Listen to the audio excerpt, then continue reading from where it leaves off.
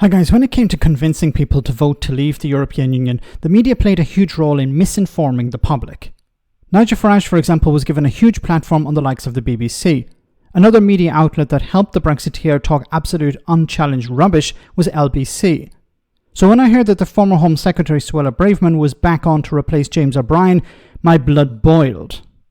Here she was able to talk absolute tripe and of course go unchallenged. Shame on LBC for not just allowing this to happen, but once again promoting charlatans who use their platform to promote themselves and their interests. But is it actually true? We heard Rachel Reeves talk about a 20 billion black hole in the public finances a few weeks ago.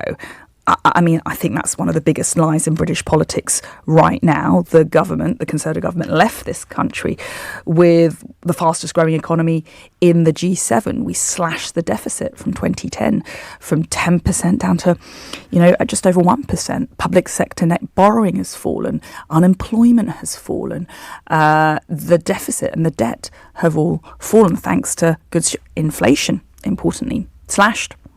Thanks to good governance and prudent financial management by the Conservative government. So I don't believe that lie peddled by Rachel Reeves that we're facing this fiscal crisis.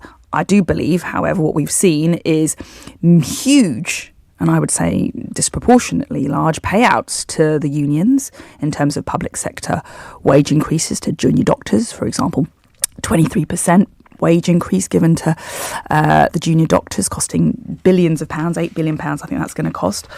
We've seen, £7 billion going towards a national wealth fund, £8 billion going to Great British Energy. No, I don't know what that's supposed to do either. So gimmicks and vanity projects costing the taxpayer, costing you thousands of pounds.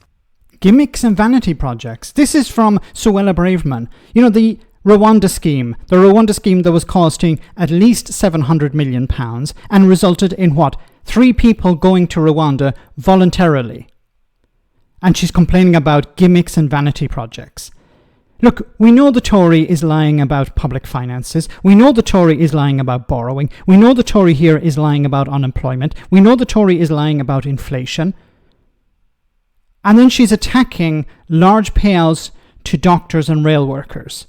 Shame on LBC, shame on them for giving this charlatan a platform. Have they learned nothing from Nigel Farage? Nigel Farage used the platform on LBC and others to promote Brexit. It was unchallenged in most cases. He was given a few hours every week to promote leaving the European Union as a solution to all problems.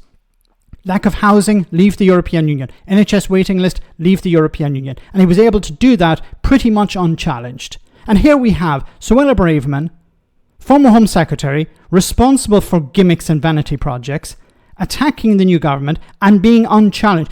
She's not some commentator. She's not some member of the public. She's a sitting MP. She's a former member of government. And she's given her own platform on LBC, unchallenged, to spew this rubbish.